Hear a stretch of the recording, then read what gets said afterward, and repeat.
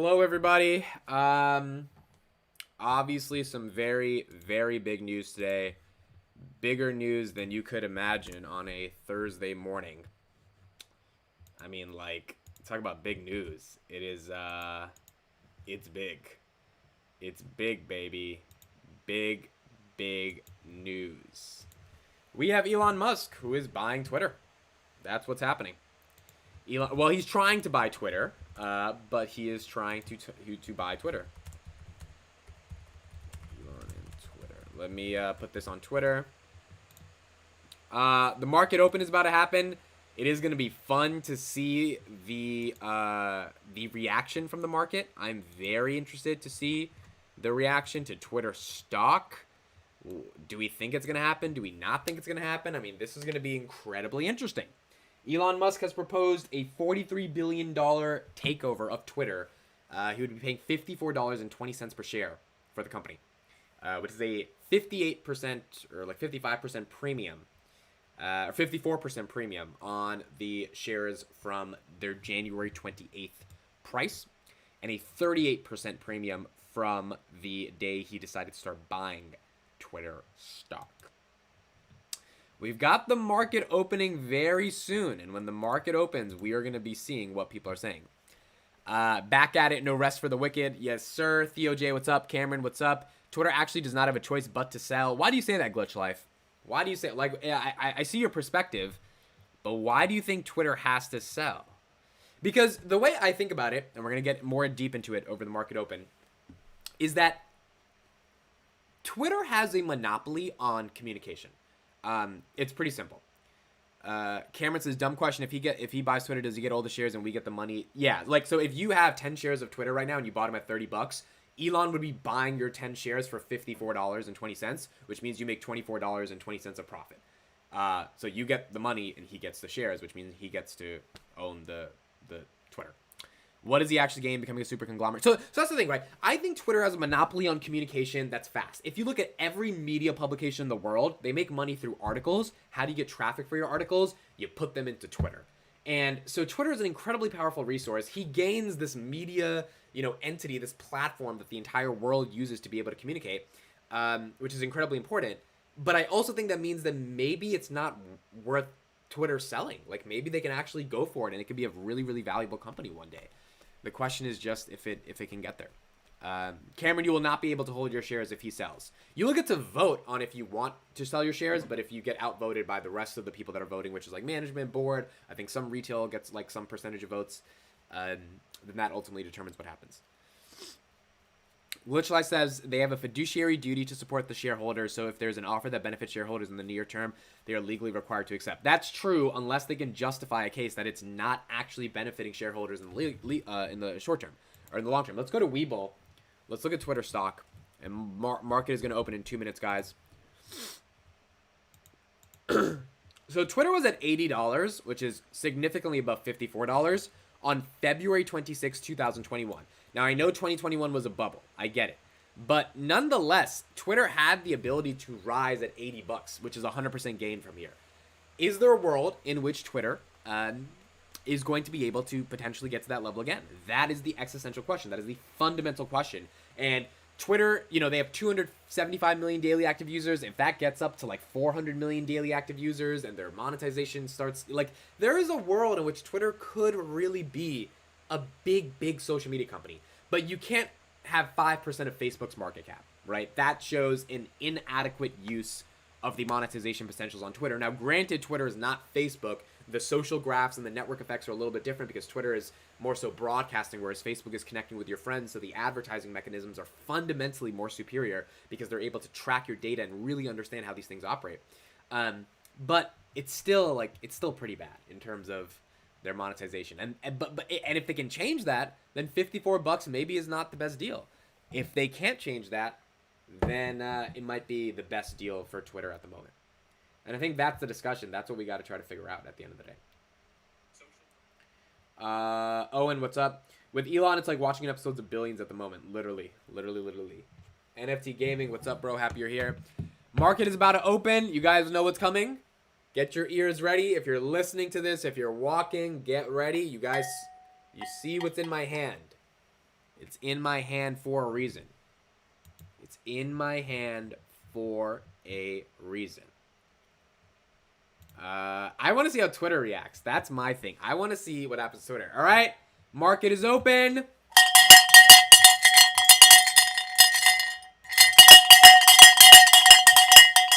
Wake your ass up. The market is open. All right, we got some green.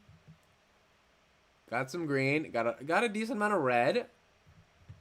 Are you guys ready? Let's go to Twitter. Are we ready? Are they selling it or buying it? Oh, Twitter's up. Twitter's a look at that green candle. $48. Boom. Twitter's up. Now it was at 50 pre-market, but Twitter is up. Twitter is up. Interesting. Okay, so it's up 6%. Let's see if it can crack 50 or if it's going to kind of stay there. Let's look at the rest of the market. By the way, Palantir did a press release. It's not really a press release. They said they have a demo day coming out. We already knew this because they tweeted it. So nothing that crazy. Palantir's at 1280. Might crack 13. It's struggling to crack 13. Palantir's doing okay. ARK at 61. Where's Tesla at? That's a big one. Where's Tesla at? Tesla's at 1,003. Tesla's down 2%. So I guess people are selling it because they think Elon's like not focused. I mean, that would be the only logical reason why maybe they're selling it off. Bitcoin's at 41. Bitcoin's doing well. ETH is at 3, doing well. Roku is not doing well. DraftKings not doing well. And Facebook. Facebook should be up today. It should, well, if Twitter doesn't become public anymore, and you need to own and Elon obviously wants to make it go private, right? And you need to own a social media company. I mean, you got to buy it, right? Yassine says this is so annoying. Is it the Bell or the Elon news? Which more annoying? Because if it's the Bell, don't act like I won't annoy you again, Yassine. I will. I am not afraid to do that. So yeah, I mean, I didn't even think about the Facebook angle on this news. That if Twitter is gone as a public company and you need to buy big tech. Now, Twitter was never included in big tech from a stock perspective. By the way, Costco is itching back up to 600. But you would have Facebook, Google. Like, there's no other social network. What other social network is there if Twitter's gone off the public market? There's none. There's just Facebook. Google's not a social network. YouTube's not really social. Instagram is owned by Facebook. TikTok's not public. LinkedIn is under Microsoft. It doesn't really count necessarily. Like, there's literally just Twitter and Facebook. If Twitter's gone, I don't know if this makes sense, but maybe you get people pouring money into Facebook because they believe it's a better opportunity from a market perspective. Yazine says the Bell. Well, it's every morning. Why is Elon so obsessed with Twitter? He should focus on Tesla. Who cares about Twitter? Well, let's show Elon's press filing. This is Elon. Where's Elon Musk? Elon Musk. He made an offer. So let's read this out loud for those who didn't get the news yet. This is his explanation. This is the answer to everyone's question. I invested in Twitter as I believe in its potential to be the platform for free speech around the globe, and I believe free speech is a societal imperative for a functioning democracy. However, since making my investment, I now realize the company will neither thrive nor serve the societal imperative in its current form. Twitter needs to be transformed as a private company. As a result, I am offering to buy 100% of Twitter for $54.20 a share. $4.20, by the way. He snuck that in there. This guy had to do it. A 54% premium over the day I began investing in Twitter and a 38% premium over the day before my investment was publicly announced. My offer is my best and final offer, and if it is not accepted, I would need to reconsider my position as a shareholder. Twitter has an extraordinary potential. I will unlock it. Wow. Signed, Elon Musk. So, like, the idea here... Oh, Snapchat. That's a good... Yeah, Snapchat. I see, Snapchat, you don't even think about Snapchat because it's Snapchat. But yeah, Snapchat. So, the argument that Elon is making here is that Twitter has potential to be able to succeed. A lot of potential. But the problem is that as a public company, it has shareholder fiduciary commitments. Fiduciary just means a financial obligation to maximize a return. The maximization of that return revolves around monetization and increasing revenues and profits in the short term, which trades off with the incentives for long-term growth, and a lot of times hurts freedom of speech. Because like if you say something bad and Twitter thinks you say something bad, they don't think advertisers want to advertise on the site because they're like, oh, this person says something bad. Advertisers don't want their ads being next to bad stuff, so they block you, they censor you, and that has led to a really that has led to an environment in which Twitter, it's not that friendly to a lot of people that believe in things in a different way, right? And it allows freedom of speech. It allows horrible forms of freedom of speech violations at the point. Now, he also sent a text, and as soon as you send something in a text, you have to disclose it with the SEC. So he said this: as I indicated this weekend, I believe that the company should be private through the changes that need to be made.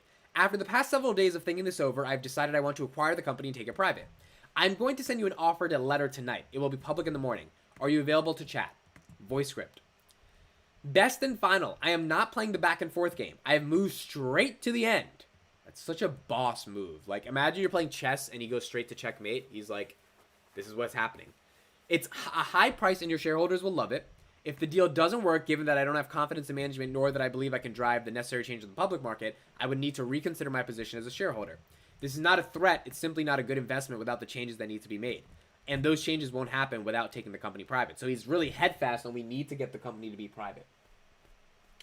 My advisors and my team are available and blah, blah, and then he talks about this stuff. So, like, really, really interesting stuff from Elon in that context. Let's go back to Webull. Let's look at the market. So, SPY back up above 440. Yesterday, it was struggling at below 430. Okay. Not bad. Twitter's down.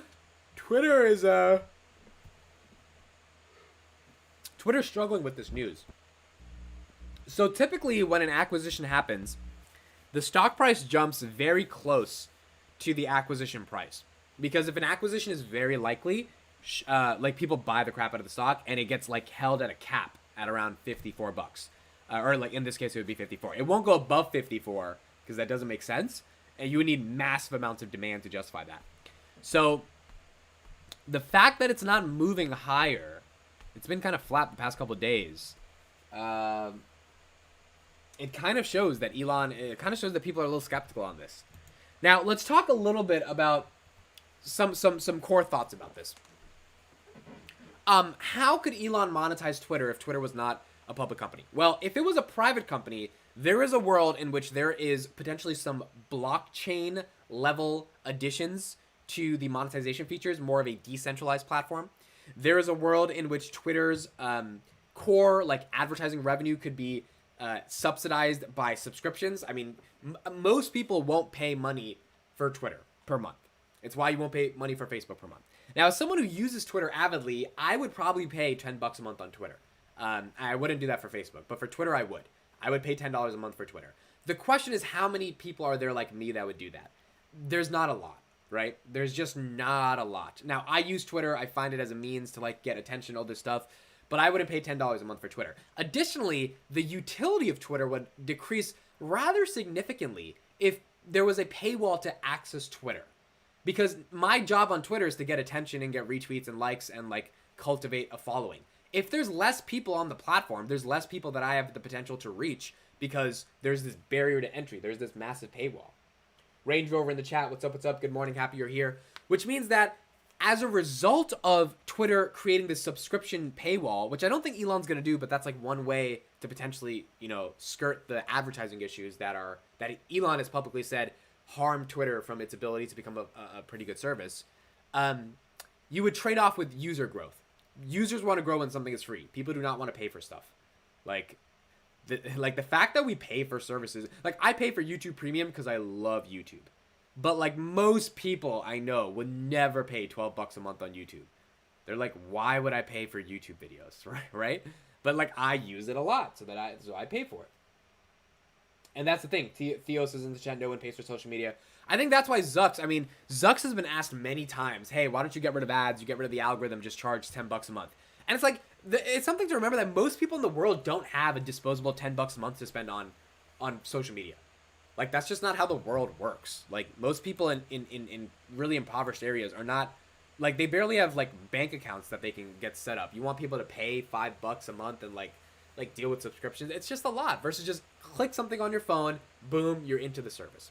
And then advertisers can target you, right? That's just, it's a phenomenal service, and it's not the most intrusive at the end of the day. So I think ads are here to stay. The question becomes, is there like this blockchain decentralized, if you tweet, you have micropayments where you earn like 0.00001 cents every time you tweet, which gives you the incentive to tweet, because now Twitter becomes a cryptographic like currency, and the Twitter coin has value outside of the Twitter share. There's a lot of different ways you could do this. Nothing has been done at scale. I've been very skeptical of a decentralized social media platform at scale. I don't think it can really work. So, like, if anyone were to make it work, it would be someone like Elon. But it is very difficult to assume how it would work, or, like, how anything would even happen, right? So that's the monetization argument. There's a form of monetization that could happen in that sense. That's one thing. Now, number two is free speech.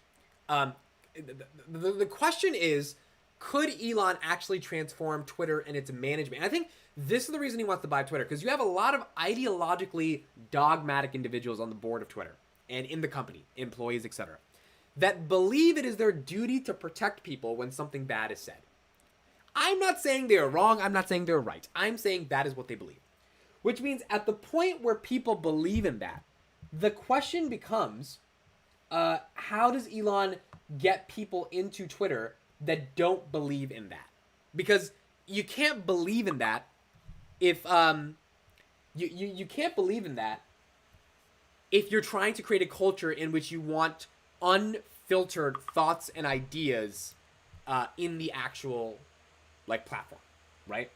And that's important. That's incredibly important. So I think he has to like fire everybody. The board's getting fired, CEO's getting fired, everybody's getting fired, in order to be able to enact some type of like meaningful change to the actual platform, right? That's the only way that happens. Which means he would have to hire lots of people that believe in the things that he believes in. So the number one first thing that I think he would do is get Trump back on Twitter. I think that would happen immediately. Doge will probably be the currency. Doge would definitely be the currency.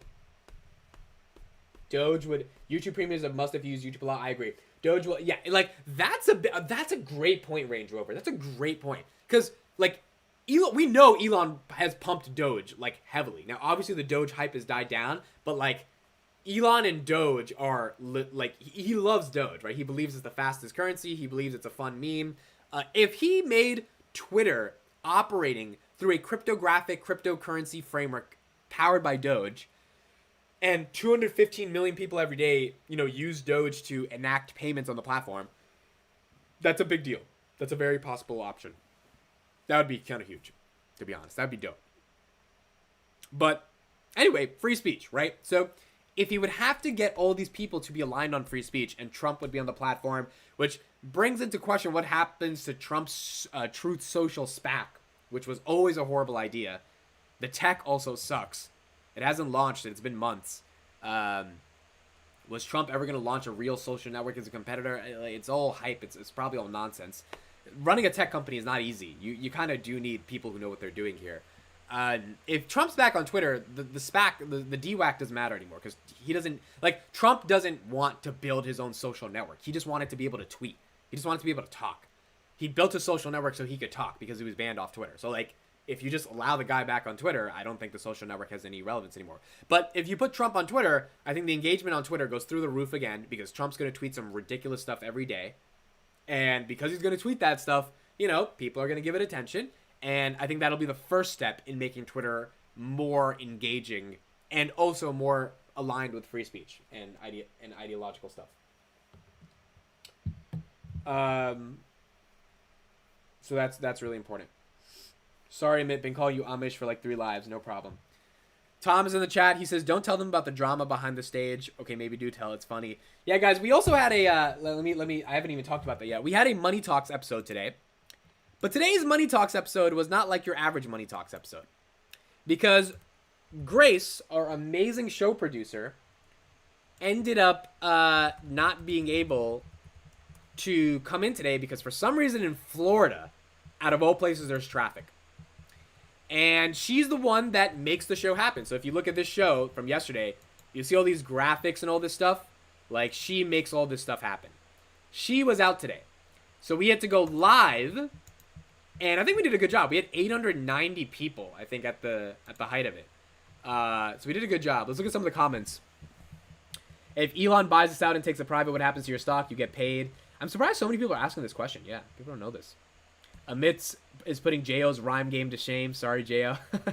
Well, that was the idea of making me a host, so Justin could focus on his takes and not have to, like, think of rhymes all the time. Like, I have to worry about that stuff in the morning. He doesn't, right? That's kind of the idea. More live shows. Tom said it was his dream to do a show live. Now, for real, guys, great show. You should do it live more often. Amit is a fantastic addition to the show when it comes to finance. This is one of the best shows on earth. Not bad. Not bad. Now, the live show is cool, but my thoughts on the live show are that it's hard to get a new finished product after. Like, it has to be perfect live because it's live. And the graphics, all that stuff, everything has to go perfect, and we have no editing. But it's not that it's not possible. You just need more production value, right? Like, the dings, the transitions, all that stuff has to happen literally at one moment. So I think we would need to get really better at doing the show, all three of us, to make that happen. But if we can do that, could you imagine, bro? So we get 20K views on the video. Imagine we have 20,000 people live watching it every morning. That would be insane, bro. That would be legit. That would be like, that's big boy numbers. 20,000 live? That's a different level of content. 900 something, I believe, for live. Yeah, now, but the problem was Justin took some time to send the stream. And you know, Tom was getting a little annoyed. He's like, why isn't the stream ready? Tom had a hard stop at 9 o'clock, and we had to push past that. So a little bit of drama in the show business that we had today. But it was fun. You know, it's exciting to just be a part of it all and you know, build it up. It's the beauty of building something. I just love building stuff. Tell the story. I approve it. Okay, so basically, Grace was gone, right? So Tom was like, all right, let's start live. This is like 8:20 in the morning, Eastern Standard Time. 9 o'clock, Tom has to go. He just has to go.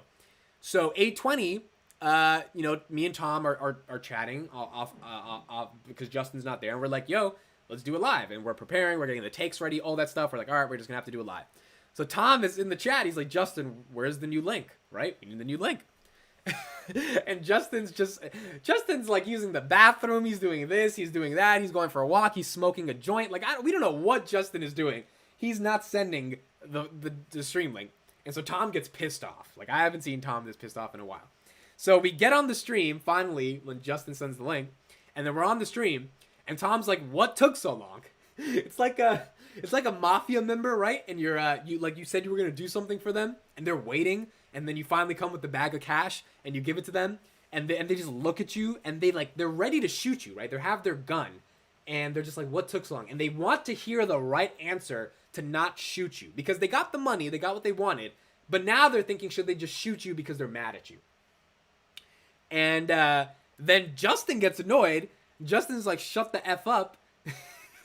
Literally, he's just like, shut the F up, bro.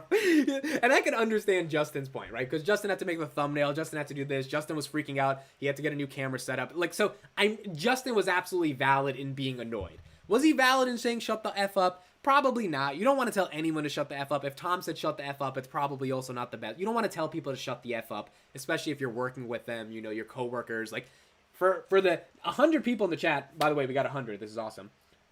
You probably wouldn't tell your coworkers to shut the F up, right? If you're in a group project, within a meeting, within like a subset of a division at a company, and you're working on something and someone pisses you off, you don't tell them to shut the F up, right? Because that just ruins stuff. Unless you're really, really close with them.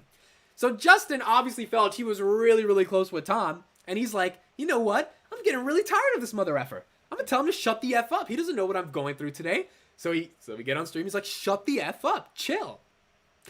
And as soon as he said that, I was looking at Tom like, this is not gonna go well. 2 seconds later, boom, exit. Tom is gone. And so me and Justin are just looking at each other like, fuck, like, damn it, we pissed this guy off. And to be honest, I didn't think he was coming back. I did not think he was coming back. Owen says he tells my coworkers that every day. Owen, my guy, you're literally in high school. Yo, the volume cannot be low. I just heard it myself. The volume is high. So the volume has to be good. But anyway, yeah. So that's what happens, right? So Tom leaves, and then he's gone, and I'm just looking at Justin, and me and Justin now are trying to psychoanalyze what just happened. So there's two scenarios. First of all, Justin said, "Should me and you do the show together now that Tom is gone?" And I immediately, Tom, you don't know this by the way, I immediately said no. I was like, nope. I don't think that's good for your relationship with Tom. I don't think that's good for the show. I was like, yeah, we're not going to do this together if Tom's not here. That's just not like, I don't know. It just didn't feel right to do it for me personally. It just feels really weird. So I was like, no, we're not doing that. So Justin was like, all right. So now we got to think about how to get him to come back. And it was a good 3 minutes of awkward, like, fuck, like, what do we do? And so then me and Justin start psychoanalyzing Tom. We're just like, he's a much more older person. He has much more experience than I'm 24. Justin's 30. I think Tom's like 41. And he doesn't want to be told shut the F up, right? Obviously, that you could trigger somebody by saying that. And then on top of that, we were like, Tom thinks of us as more younger, so he doesn't want like our inexperience to kind of like to say something bad to him when he's the one who's the most passionate for the show. And then 2 seconds later, while we're psychoanalyzing the crap out of this guy, he pops back in and he's laughing. And he's like, "This is what I do to my kids to teach them a lesson." And I was just like, oh my God, bro. And it was so funny. You know why it was funny? Because like we were his kids in that moment, and we were analyzing that we were younger than Tom, so that's why it wasn't probably nice to tell him to shut the F up, and he probably felt bad about it. And then he literally comes in and he's like, "This is what I do to my kids." So we were already analyzing how he thinks as an older person, and now he treated us like an older person because he called us his kids. That was the funny part of the story. Money talks is, bro, do you drink chai? Yes, I do drink chai. Tom is thick skin. He was playing. Yeah, that's what I'm saying. Tom is the thickest skin in the world, right? So obviously, like that's why I was like, yo, if he really left, I would have been like, what the like he doesn't get triggered that easily. Is he really not going to do the show today? But like he comes back 3 minutes later, like acting like nothing happened. He's like, all right, let's do the show. I'm just like, that's so interesting. That's interesting. You three riff well off each other. I think so too, man. I think so too. I think the stream today, you guys should check it out. Let's go back to it. Let's watch a little bit of it. Why not? Let's watch a little bit of it. Let's hear Tom's take. Let's hear it a little bit. So I'm gonna play it right now. Let's hear a little bit of. Let's hear my intro as well. My intro I think was legit. Let me type in if you guys thought my intro was legit. Please Morton in the chat says y'all got sunned. We literally got sunned, bro. We literally got sunned. All right, let's play it. You guys ready? Let's play a little bit. We'll play like 5-10 minutes of it.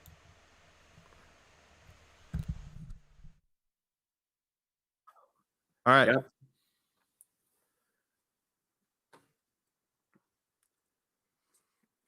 All right. We are live, I believe. Put it in the chat if we are live. This is an emergency stream. And Grace, of all days, Grace is stuck in Miami traffic. She's been sitting for hours on I-95. So we are streaming live. Welcome back to Money Talks. Amit, you take it away. Welcome back to Money Talks, where we believe it's not good to litter. But if your share price has been garbage on the street for the past 9 years and someone offers you $54 a share, you might consider that if you're Twitter. I'm here with Tom Nash and Justin O, which for the rest of the show, we will be discussing if Elon Musk and Twitter can be friends or foes. Welcome, everybody, to Money Talks. It is time to discuss an emergency stream on Elon Musk and Twitter. Let's start off the conversation with Tom. What was your initial reaction when you saw this news, and do you think this shows that Elon Musk really cares for 43 billion reasons about free speech? I think it's a lot of money to pay for an edit button. This was going to be the world's most expensive edit button. $43 billion for an edit button? Oh, man. This edit button better give me fellatio for that money, man. Yo, Tom just be wild, bro. He literally... It is an expensive edit button, though. It's better make me some breakfast. It better make me some suits. It better drive my kids to school. Like, I expect a lot from that edit button. On a serious note, before I hand it over, Kathy does it again. Kathy Wood trims Twitter at the worst possible timing again after doing this with Palantir. I think this is just the proof of what Justin said. Investment innovation cannot be active. This is what happens when you actively fuck with innovation. This is exactly what you're gonna be facing with. So, R.I.P. Kathy again, and let's see how this thing plays out. Yeah, I'll pick it up there. I love how Amit's question was, does he care about free speech? And Tom uses his time immediately out of the gun to go at the throat of Kathy Wood. Kathy Wood lives rent free in your head, Tom.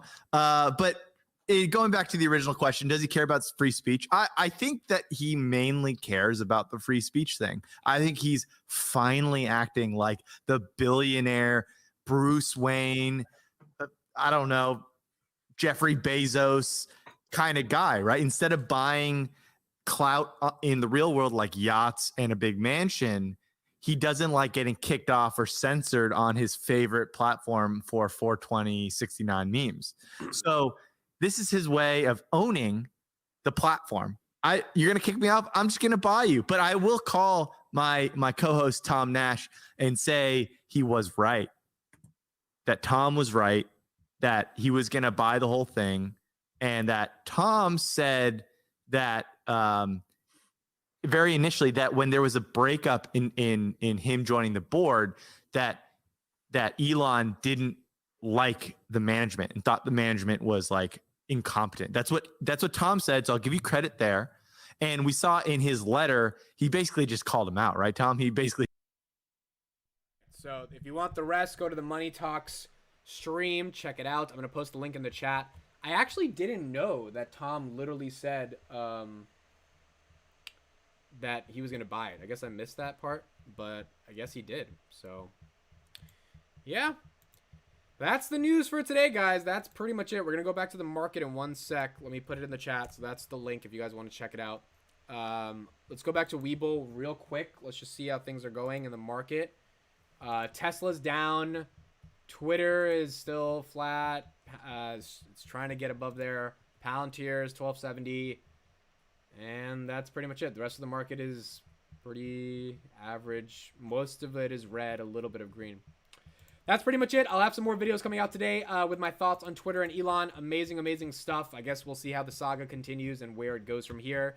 And we will keep going from there. Check out the latest Money Talks episode. Thank you guys so much for checking out the stream. I will see you guys later today and tomorrow morning again, live for the market open. Bye-bye.